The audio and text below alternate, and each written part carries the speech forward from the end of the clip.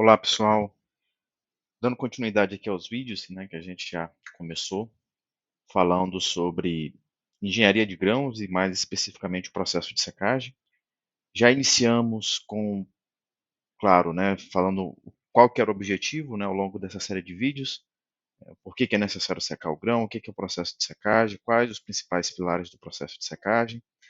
Demos uma abordagem ao longo do conceito e entramos em algum dos tópicos, né, explicando especificamente alguns itens, né, que estão presentes nesse conceito e que eram válidos a gente explorar alguns tópicos associados a cada linha de destaque, como o que que é a retirada do teor de água de dentro do grão, como que isso se correlaciona e o porquê.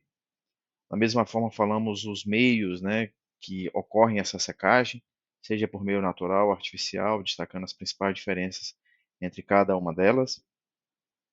Falamos também que o, na parte, né, de prolongar por maior tempo o período de armazenamento de forma segura, e como isso se relaciona ao tempo de armazenamento seguro do grão, da mesma forma como você precisa equilibrar bem, né, entre secar muito e deixar de secar, né, então quais são os riscos e o impacto que isso ocorre, né, a nível de negócio. Falamos também essa questão, né, do excesso de secagem, quais são os principais agravantes a nível, de novo, né, de negócio. E também, né, falamos sobre o fenômeno de transferência, né, de calor e transferência de água, já que você, quando seca, o objetivo final é retirar essa água de dentro do grão para o ar em forma de vapor, né? Então, todos esses itens são tópicos associados ao conceito do processo de secagem em si, já foram tratados em vídeos anteriores, e deixamos um spoiler, né, dos próximos tópicos, que seriam justamente os pilares do processo de secagem. Então, umidade relativa do ar, calor, ar e tempo de residência. Se você ainda não viu os vídeos onde a gente já abordou esses outros temas, que já falamos agora há pouco, convido você a olhar na playlist, no nosso canal, né, Papo de Grão, para que tenha a oportunidade de checar e também se inteirar desses outros conceitos que já foram abordados, tá bom? Peço a você que não deixe de se inscrever, tá, no canal, no Papo de Grão, porque dessa forma me ajuda, né, a ter um incentivo a mais para continuar postando conteúdo dessa natureza, tá bom? Peço também que deixe o seu like, porque também isso vai permitir que esse material chegue a outras pessoas, tá bem?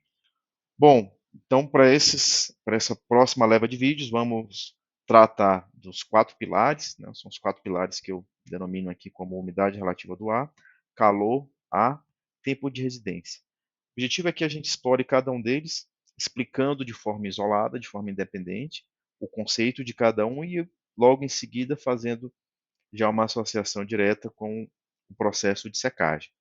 Claro que o nosso objetivo principal aqui é tratar do processo de secagem em ambiente industrial, né? Ambiente industrial, leia-se como um processo usando secadores, né, num armazém, numa fazenda, enfim. Aí esse é o que é o nosso objetivo principal, já que, como a gente viu, o processo de secagem natural é o que ocorre de forma natural, mas para o nosso interesse principal aqui nessa série de vídeos, o objetivo é que a gente entenda o contexto de secagem dentro de uma unidade fabril, né, dentro de uma unidade industrial, já que são variáveis controláveis e, portanto, faz todo sentido que a gente saiba como cada uma funciona para depois conseguir, né, operar da melhor forma essas variáveis, tá bem? Então, indo agora para o nosso primeiro pilar, né, a umidade relativa do ar, certo? Vamos entender um pouco aqui o que, que se trata, o que, que é o conceito em si, e a gente faz na sequência um paralelo com o processo de secagem. Então, umidade relativa do ar, vamos apresentar como UR, né, em porcentagem, eu já explico por quê. Então, é uma propriedade que indica o quanto de água em forma de vapor está presente no ar, versus a capacidade máxima de armazenamento do vapor de água desse mesmo ar. É representada em termos percentuais. Quanto maior o número, mais vapor de água presente no ar. Antes da gente tratar desses outros itens aqui logo abaixo, mas só fazer aqui uma correlação, né? Então, é uma propriedade que indica o quanto de água, né, em forma de vapor, certo? Então, aqui a gente está falando umidade relativa do ar, né? O ar, ele é uma mistura gasosa, correto? E entre os gases que o compõem, a gente tem o vapor de água, certo? Então, esse é o primeiro tópico, umidade relativa do ar. A gente está falando do ar em si. Então, a gente está falando da quantidade de água em forma de vapor que está presente nesse ar, nessa mistura, né? Então, a gente tem oxigênio, nitrogênio, várias outras coisas, e inclusive esse vapor de água, certo? E ele é um número percentual, que vai de 0 a 100%. Então, pegando aqui, né, esse tópico, claro que daria para a gente aprofundar muito, mas, de novo, não é o objetivo. Eu não quero tecnificar muito o conceito, mas, em linhas gerais, a umidade relativa do ar me diz que o quanto de água que eu tenho nesse exato momento, em forma de vapor, dividido pela quantidade máxima de água que poderia ter nessa mesma amostra de ar, né? Então, é o que eu tenho no momento dividido pela capacidade máxima que eu poderia ter. Pego esse número e divido por 100, tá? Então, e como isso se correlaciona com o processo de secagem, né? Então, aqui a gente tem essa ajuda das nossas setinhas aqui, certo? Então, a maior umidade relativa do ar quer dizer que eu tenho um menor poder de secagem. Então, quanto maior a minha umidade relativa, menor o poder de secagem. Por quê, né? Então, quanto maior a umidade relativa, quer dizer mais vapor de água eu tenho já no ar. Então, com isso, eu tenho um menor poder de secagem, certo? Da mesma forma, eu vou ter um maior poder de secagem quando eu tiver uma menor umidade relativa do ar. Ou seja, nesse lado esquerdo aqui, né, em linhas gerais, eu estou dizendo o quê? Quando eu falo que eu tenho uma maior umidade relativa do ar, quer dizer que esse meu ar ele está mais úmido, tem mais água presente nele. Se ele tem mais água presente nele, quer dizer que ele vai ter menos poder de secagem. Quando esse meu ar está mais seco, que é essa situação do lado direito, né? Ou seja, quando ele tem uma menor umidade relativa do ar, mais facilmente ele rouba a água de dentro do grão, tá bem? Então, eles são inversamente proporcionais, né? Então, quanto maior a minha umidade relativa do ar, menor o meu poder de secagem. Quanto menor a minha umidade relativa do ar, maior o meu poder de secagem, certo? Então, fazendo aqui uma breve exemplificação, uma simbologia bem simples para que isso fique bem claro. Tá? Nessa primeira linha, nessa linha de cima, a gente tem uma representação aqui do nosso ar, né? Essa bolinha do lado esquerdo. Aqui, esse nosso ar, né? Claro que estou fazendo uma representação para que fique visual. Né? O ar a gente não enxerga, mas aqui eu estou fazendo uma representação, certo? Então, antes aqui, né, nessa primeira linha, nesse agrupamento chamado antes do processo de secagem, eu tenho uma bolha, né, como se fosse o nosso ar, e eu tenho o grão antes de secar, do lado direito, certo? Vejam aqui que essa minha umidade relativa desse ar é 80%. E aqui eu venho explicar o que é. Né?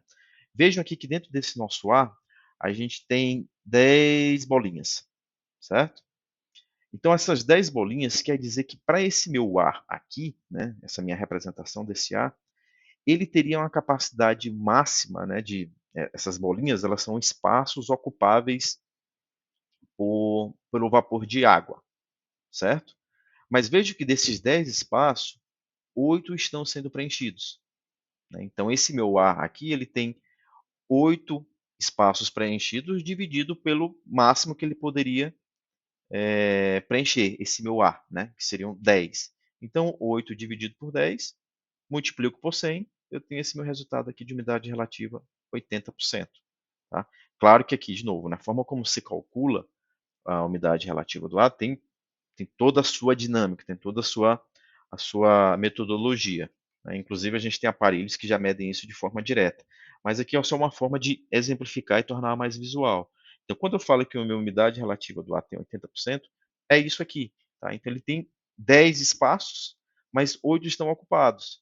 Então, nesse meu caso aqui, essa minha umidade relativa, que desse ar, né, é de 80%. E aqui esse nosso grão antes de secar, as bolinhas também, né, são as gotas de água, digamos assim, que estão dentro desse grão, né, na forma líquida. Esse ar, essa água que está dentro do ar é em forma gasosa, né, é um vapor de água, certo? Quando eu coloco em contato esses dois entes, né, o meu ar e o grão, eu vou ter um processo de secagem. Então é o que acontece aqui do nosso lado direito, né, depois da setinha, depois do processo de secagem. Vejam que a minha umidade relativa desse ar subiu, foi para 90%. Ou seja, ele roubou uma gota de água, né, do grão. Então, o grão depois de secar, a gente vê que ele tem uma bolinha menos do que o grão antes de secar. Ou seja, essa água líquida, ela foi roubada pelo ar durante esse processo de secagem. Então, ele saiu do estado líquido e foi para a forma gasosa, se transformando em vapor e constituindo, claro, esse ar, né, que, como eu já falei, é uma mistura de vários gases, certo? Vamos ver uma outra situação, né? Então, nessa primeira linha, a gente viu a umidade relativa do ar a 80%. Vamos ver o que é que acontece aqui nessa parte de baixo. A gente também tem antes do processo de secagem, tem um grão antes de secar, só que veja que o nosso ar, agora ele está com uma umidade relativa de 50%. Né? Então, esse mesmo ar ele também tem 10 espaços, só que agora vejam que ele tem só 5 lugares ocupados. Né? Ou seja, ele poderia ocupar 10, só que nesse caso aqui, esse meu ar que eu vou usar nesse processo de secagem, ele só tem 5. Né? Então, 5 dividido por 10 50, né? Vezes 100 vai dar os 50%, certo? Ou seja, ele tem mais espaços vazios. Quando eu coloco em contrato com esse meu grão, né, no processo de secagem, vejam que também, né, isso aqui é só mais um exemplo. Ele chega no final, esse ar vai para 90% de umidade relativa, né? E o grão, depois de secar, vejam que ele está com muito menos água do que o exemplo anterior. Né? Ou seja, né, no primeiro exemplo, eu tive um processo de secagem usando um ar com umidade relativa a 80%, e eu tive, no segundo exemplo, um ar de secagem a 50%. Em cima, um ar mais úmido e embaixo, um ar mais seco. Não quer dizer que toda vez que o ar sair, né, depois do processo de secagem, ele vai sair com 90% de umidade relativa.